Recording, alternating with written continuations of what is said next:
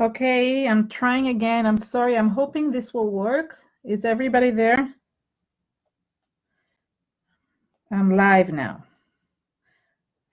I'm live now. See if it works. Sharon, let me know if it works. And hopefully it won't boot me out. Facebook has been booting out. Okay. I don't know. Hopefully it will work. Hi, Nunu. Okay. I'm very worried because I just tried doing this and it didn't work. So I'm really hoping that it will. And it doesn't suddenly boot me out. If it does, just come back, okay, please? Because you know how this works. I don't always know if it's going to work or not. Okay, let me see if I can watch it now, because I like watching it while I do it. And let's see. No, I need to go into. Hi, everyone.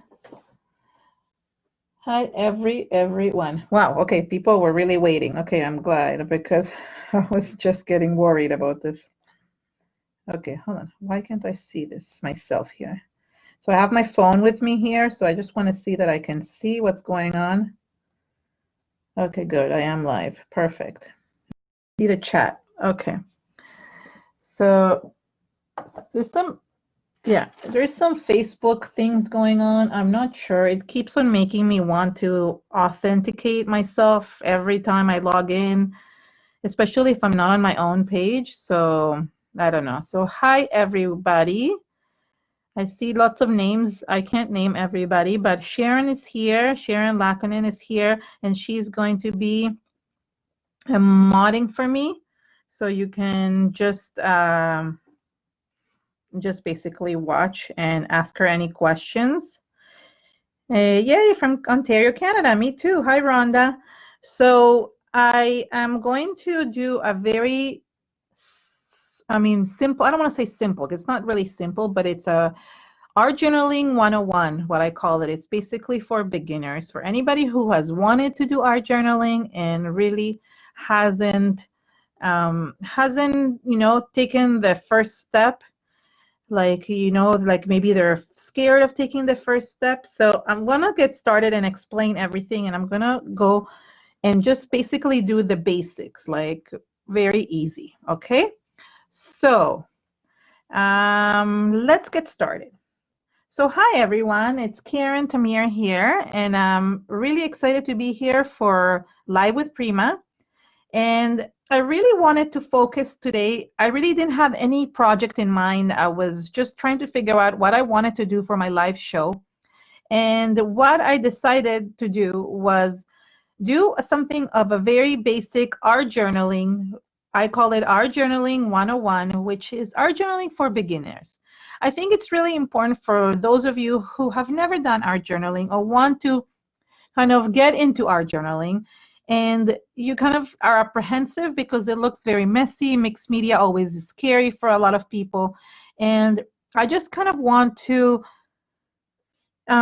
help you kind of get over that fear, kind of get that next step to jump over it and just start with art journaling. I think that will really help you.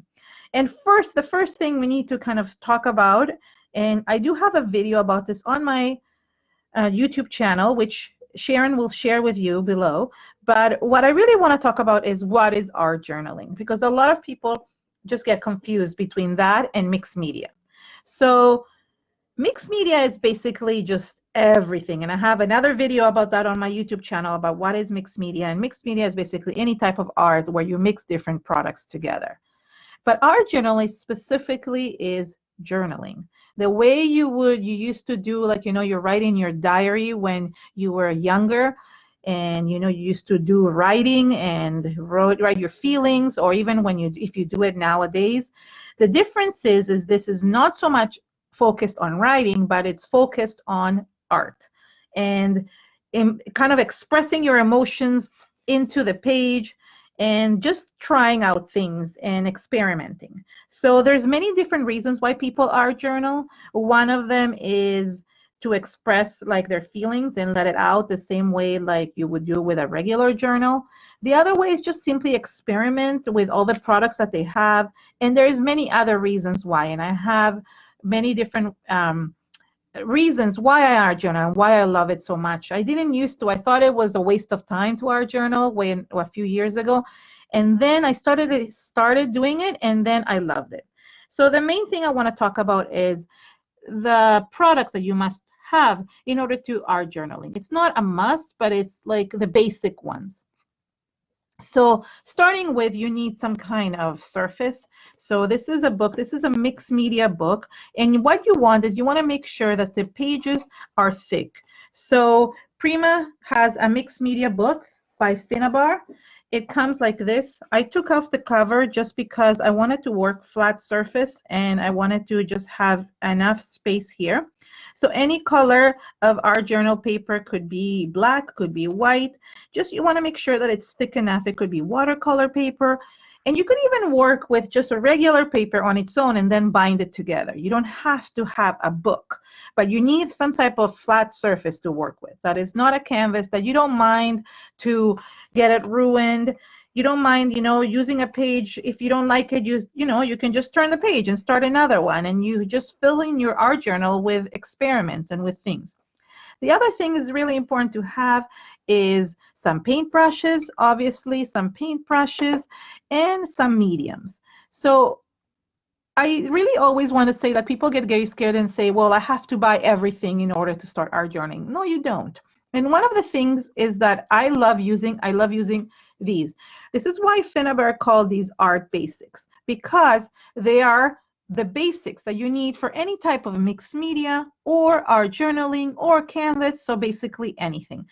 The art journaling helps you to kind of experiment things in a smaller surface and then go back to, like, let's say your canvas or your scrapbook page or your cards, and then not have to experiment on a good like copy type thing. So let's say you like making cards and you like making really watery backgrounds, or you want to use something like modeling paste to create backgrounds. You don't want to ruin that card. So what you do is you experiment with the papers here that you have in your art journal, and then once you like a certain technique, then you can transfer that into whatever project that you're doing. So the main products that I love using are gesso, and today I have the white gesso, but it also comes in black gesso and clear gesso. And I do have, again, another video dedicated only for gesso.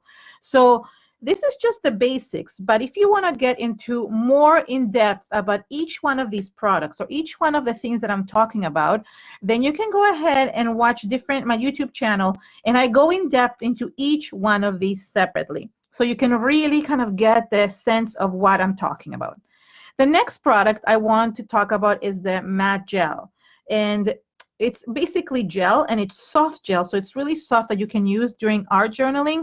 And I like it matte because I don't like it when it's shiny. And the third product I love having is modeling paste.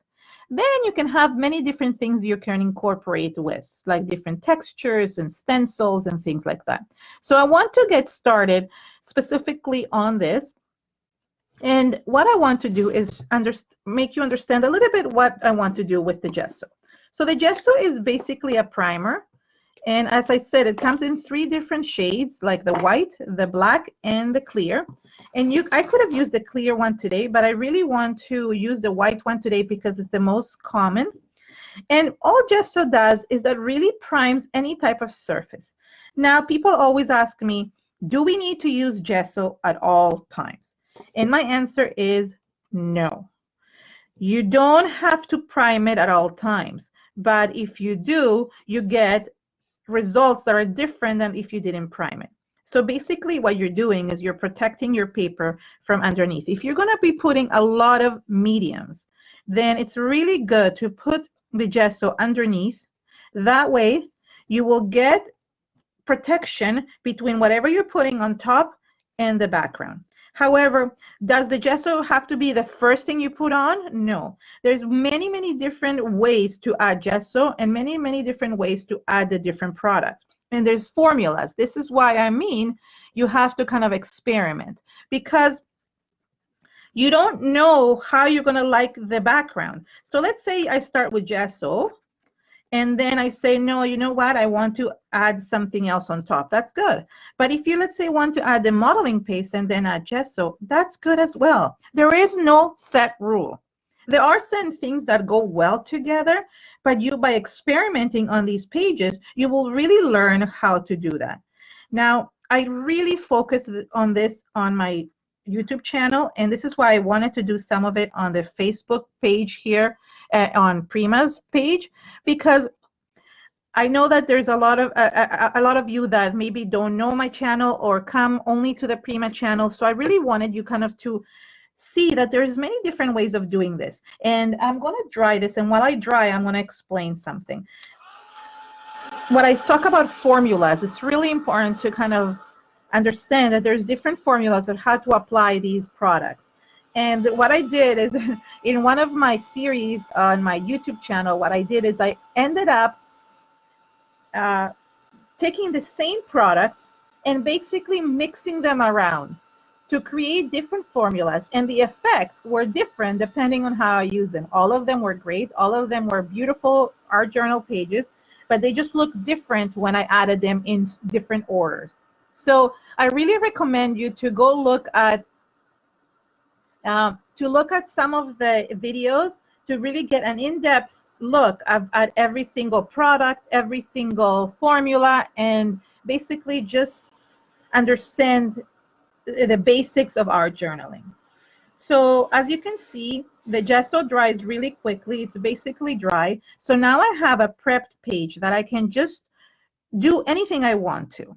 So there's different ways to do this, and I know, you know what, it's hard for me to even choose which way I want to work with.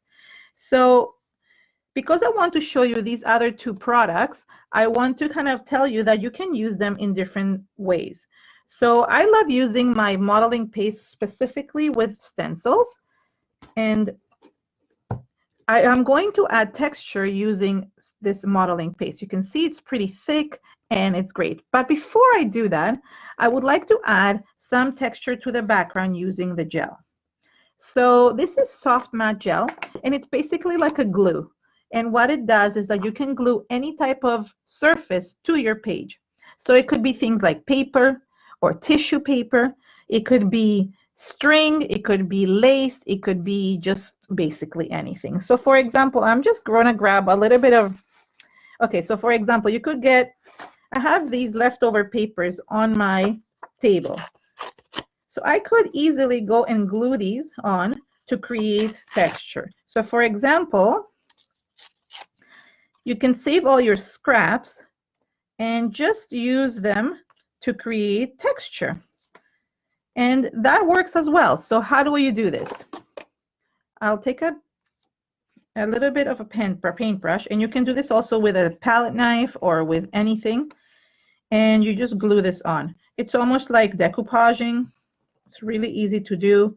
You can use any type of paper, and I just want to show you this just to show you that it could be even a scrap of paper, from a scrapbook paper, from a card, basically from anything.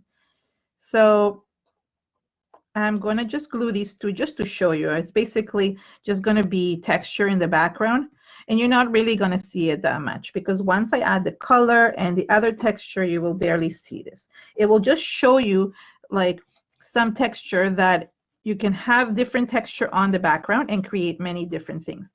Now I have even videos dedicated to that. I know I keep on saying that, but truthfully, there's so many ways to do art journaling that it's really important to know that and to kind of experiment with them. I really like using the matte gel just because it really, I don't like glossy surfaces, but I do use glossy sometimes. And it depends on what I'm using, but I do always resonate towards the matte gel. Now I want to finish this just because I don't want to leave more scraps everywhere. So I'm not putting them in any specific order. I just want to do this and just add like kind of like random things. The other thing you can do is, I mean, Prima has this beautiful tissue paper. Let me show you. And so things like this. This is a beautiful tissue paper from Finnabar. So I could even, like, you know, add pieces of this. I'm just basically adding texture to the background. You could do even like, you know, newspaper, book pages. So what I like about tissue paper is that you can create a very cool texture by wrinkling it. So it will create not only the color of the tissue paper, but also the wrinkling part. So I'm not really sure what I'm doing. I'm going with the flow. A lot of the things that I say about our journaling, it has to come from your heart and it has to come intuitively. Like, don't just let it flow from you. Like, you know, just don't struggle. Don't fight with the page. Just let it be and let it flow through you. And that helps a lot. So I want to add some here. I'm not even sure. Okay, so that's good. So I'm going to dry this up. And this is basically just, I mean, it looks like a really weird, but it just adds really nice texture to the background. So I'm going to dry this up. Now you can also use, let's say, lace, for example, or let's see what else. Yeah, like I said, book paper. I mean, like the possibilities and gift wrapping paper. Anything like any fabric would work well.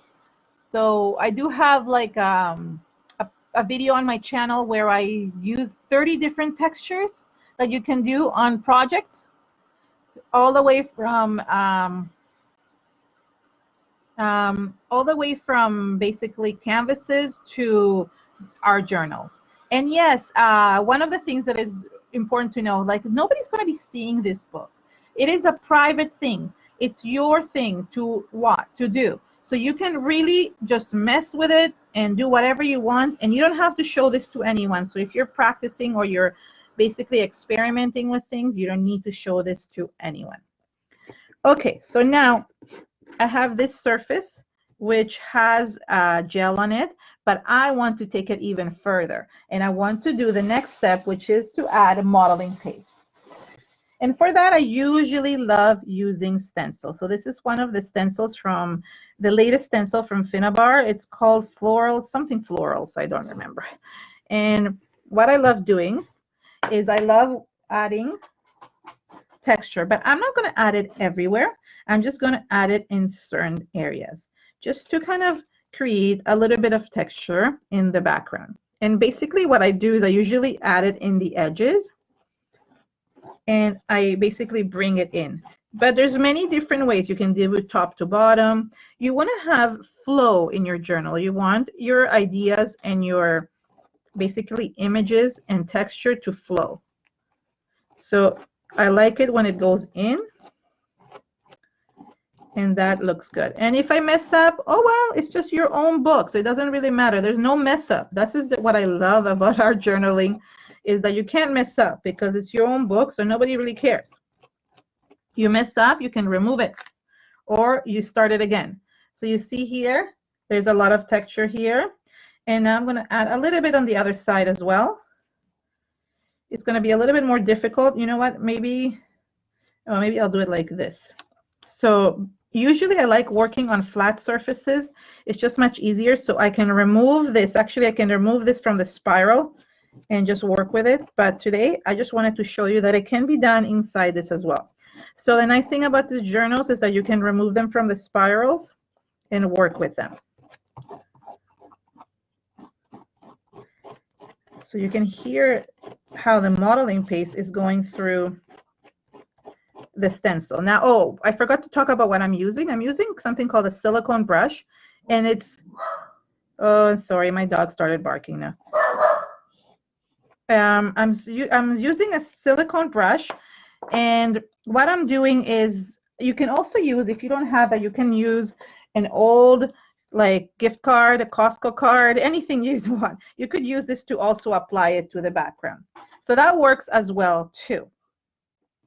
And okay, so now I'm going to dry this up, and while I dry this, I'm going to clean my stencil, because the modeling paste takes a little bit longer to dry than the other mediums, but it's still pretty quick. So what I do usually when I do lives is that I dry on one side and clean on the other. because you really want to make sure that you clean these stencils. That way they don't like get gunky, and you can actually reuse them next time around. So I'm just going to do this while it's drying. And if you have any questions, feel free to ask Sharon about it. Okay, and sometimes because I'm doing it here and not at the sink, I do use a little bit of water to just clean the stencil really well. So that helps to just kind of remove that gunky areas and to make it more clean than usual. There we go. So now I'll just finish drying. And now I can do something else. So now one of the things is like, oh, there's all these papers behind. So what I can do now is I can go back with the gesso and just kind of hide things, so it will only show the texture. Or I can leave it the way it is. It doesn't really matter. It looks good both ways. And I just really like experimenting with things. So it just works really well. And this is my way of checking if things are dry. I just go like this. So I think I'm going to add a little bit of gesso. I want to kind of hide some of the very striking colors that are there. And let me get, oh my gosh, sorry about my dog. It's very annoying. So I'm going to hide some of this, but I'm going to kind of water it down. This is called a whitewash, where you're watering down the gesso and you end up kind of hiding this very striking colors. Let me close my door for a second.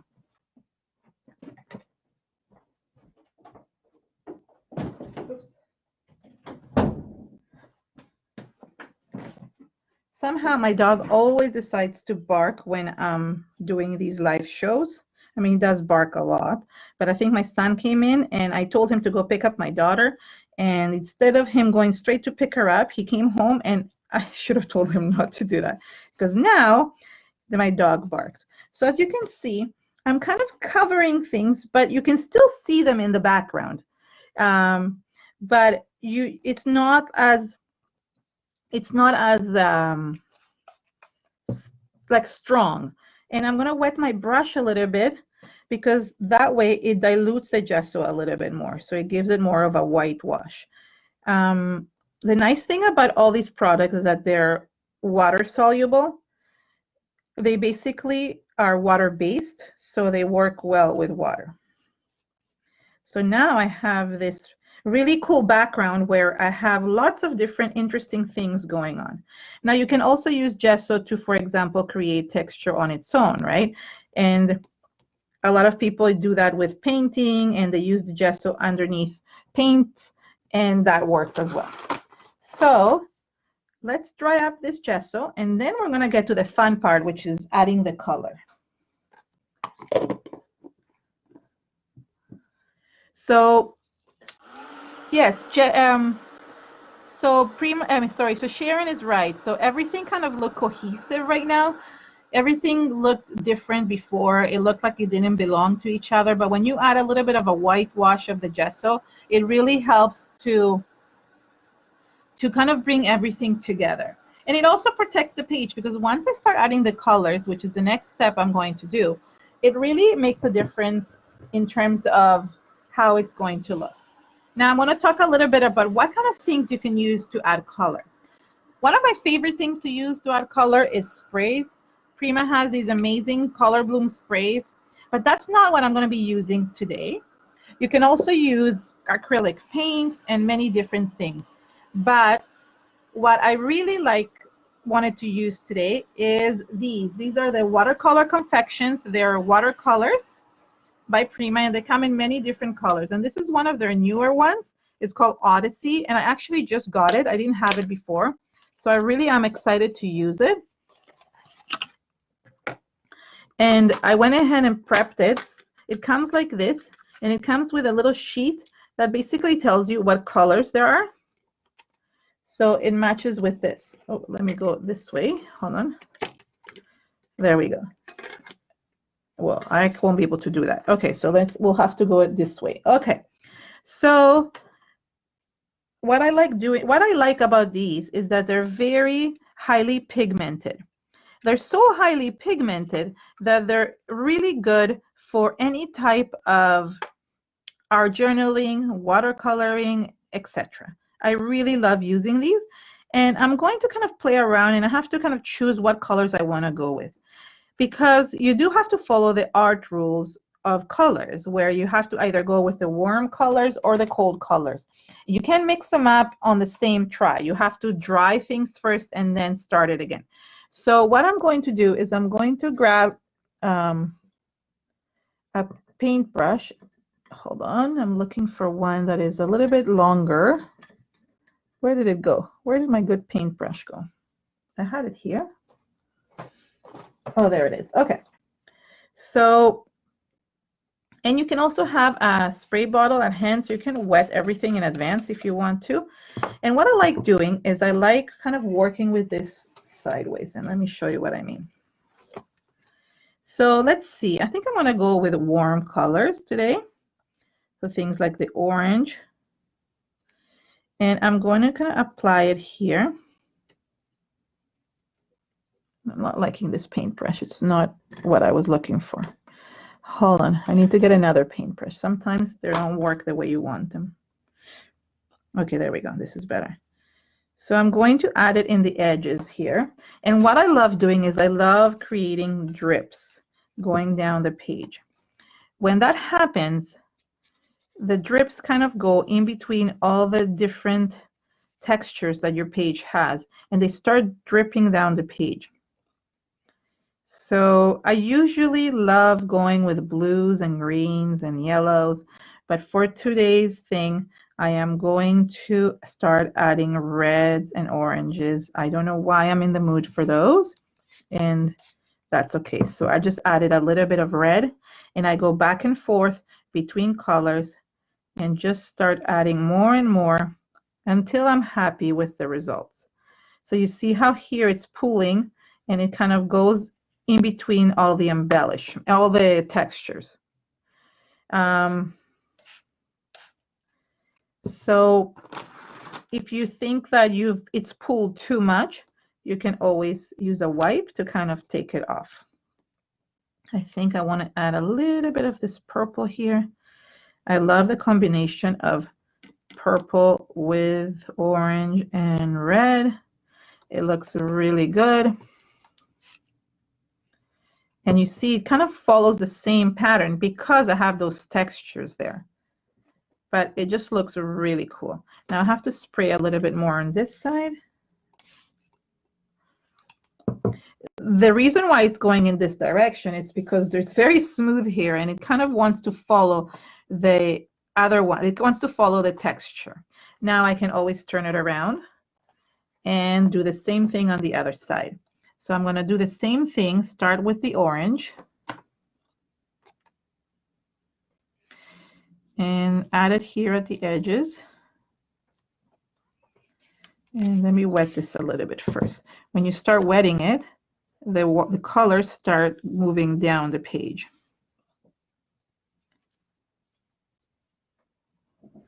And you can help yourself with it, like you can just kind of play with the different colors.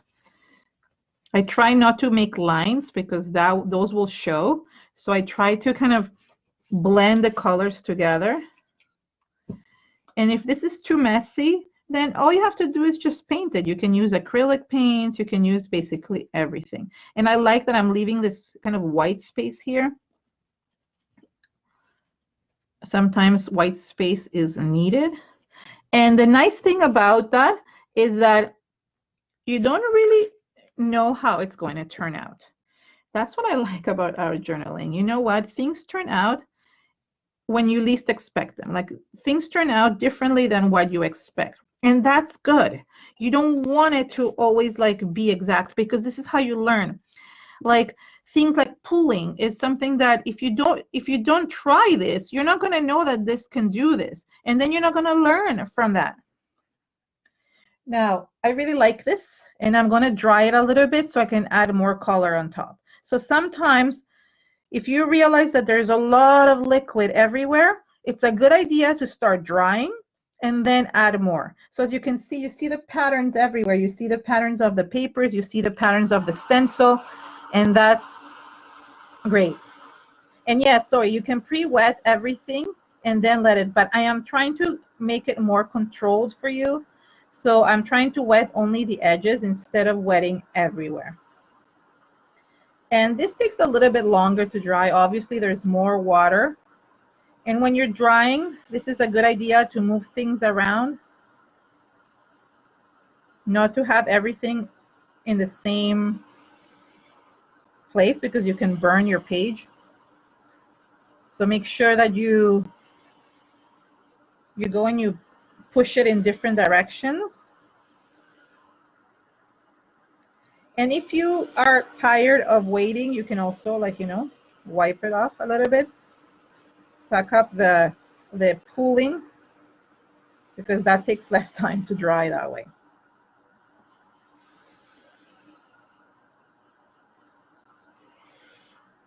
Okay, good. So you see how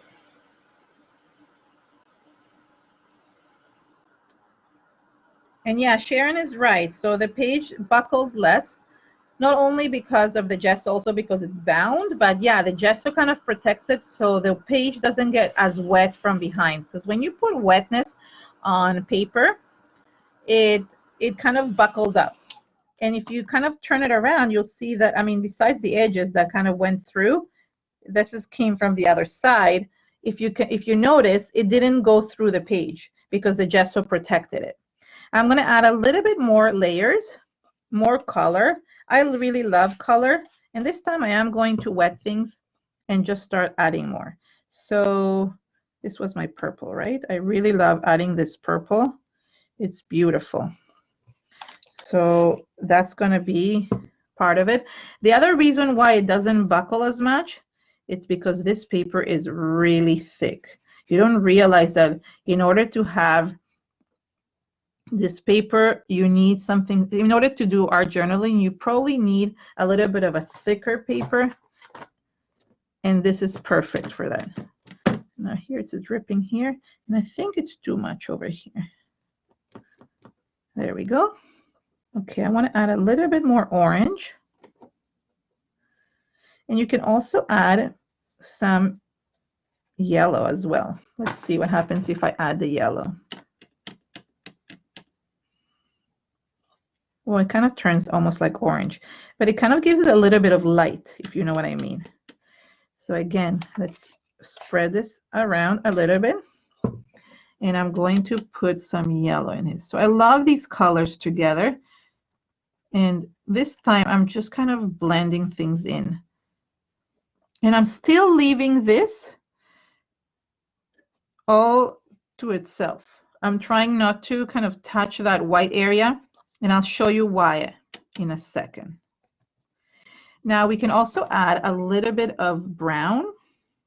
Let's see, which brown do I want? There's a lot of different browns here, and that will kind of make it a little bit darker, but I like using the browns in the edges. So hold on, let me wet this a little bit more. I mean, all these colors are very earthy. This is not dark enough. Let's see if I add a little bit of a darker brown. Yeah, I think I'm going to add a darker brown. So I don't have black. Usually I add a lot of black, but I do want to add a little bit of the darker brown. And the reason why is because the darker colors, like these purples over here, they kind of make everything look really cool. Okay, and I'm going to kind of go in between here.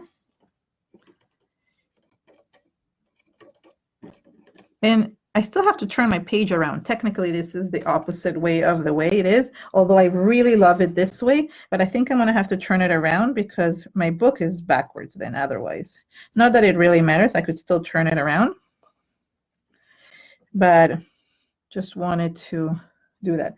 So as you can see, when I add the dark colors here, it really makes a difference. I don't know if you notice the difference. It kind of brings it all together. It makes your eye go into the center.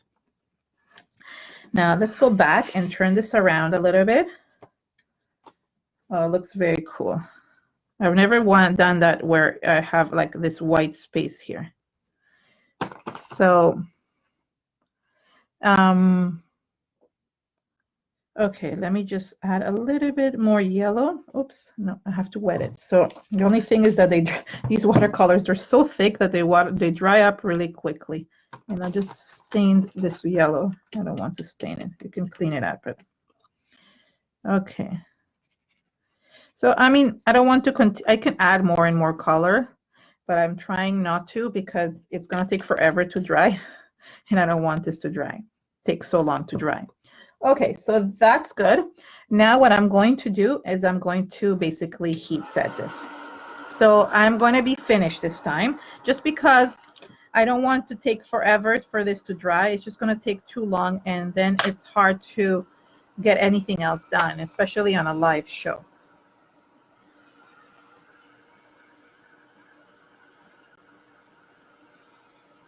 I would really, really love to put like some kind of stamping here, but I might just have to do something else. Okay, I'm gonna go get a stamp while this is drying.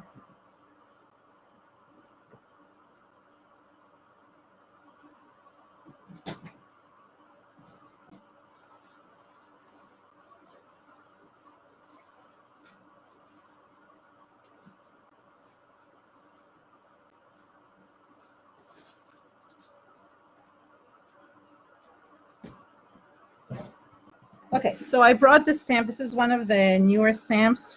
I really felt like putting either a butterfly or some dragonfly, so I brought this.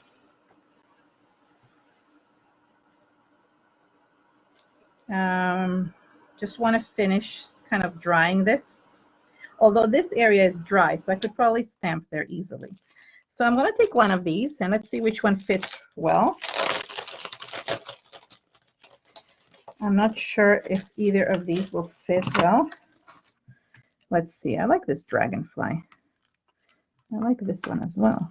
This is too small. Let's see about this one. It's just okay. Yeah, I think this will look nice if I put it here. Okay.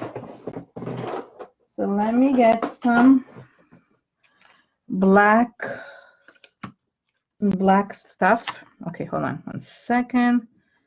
I don't even have I should have a stamp platform, but of course I did not prepare that because I wasn't preparing to stamp. So I'm just using the back of this. Don't mind me. Okay, so just inking my. Okay, hold on. Okay, there we go. So now I have to see because I can't see where I'm stamping. And I'm a terrible stamper, so I'm not sure if this is going to work. It's only worked on half the stamp as usual, but that's okay. Let me just try and restamp. Hold on. It's just probably still wet. And which side was it? This one. So I need to do these wings.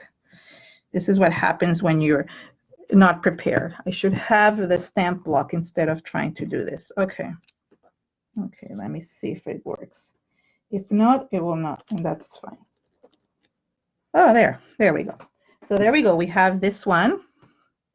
I'm not even sure how I managed to stamp without a stamp block and actually getting it partially on it.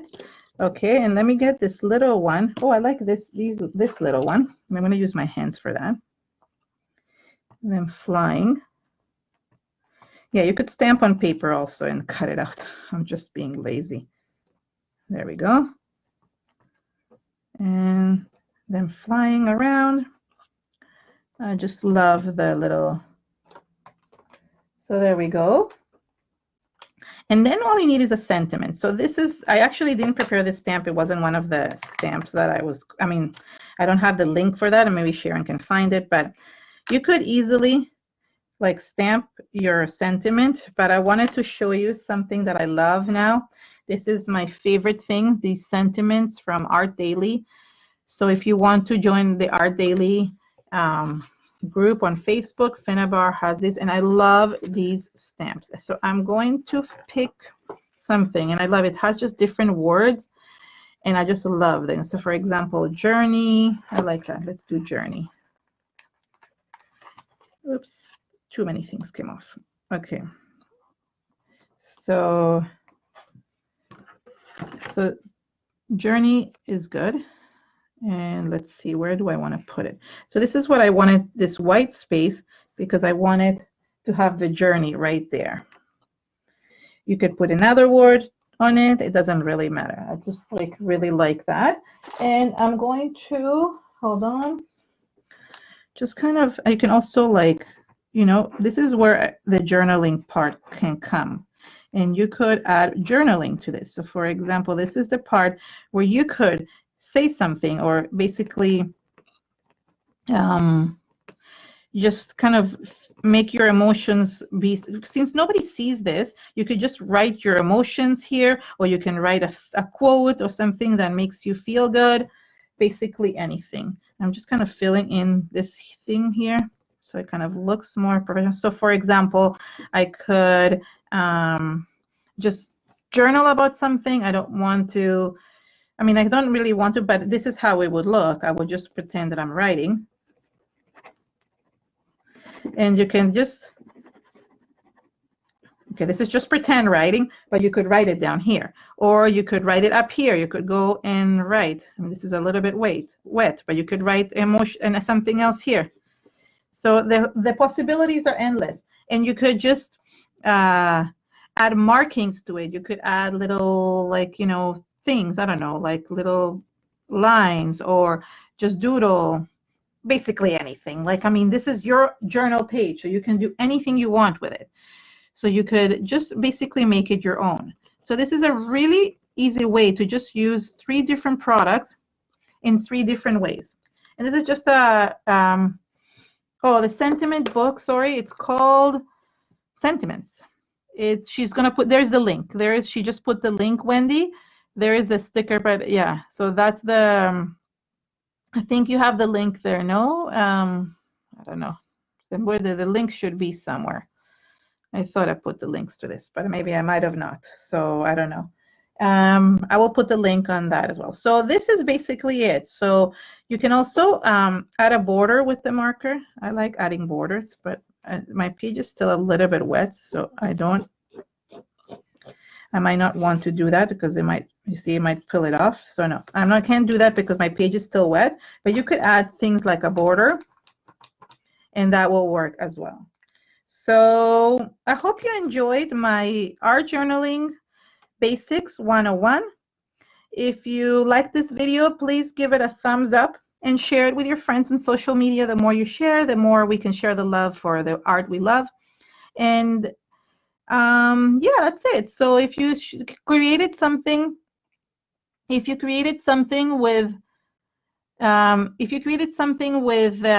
inspired by something that I created today, please share it with me. You can share it with me either personally or tag me on either Instagram or YouTube, or not YouTube, I meant to say Facebook, and let me know. And yeah, come check out my channel, and I hope you enjoyed everything, and have an amazing day. Bye, everyone.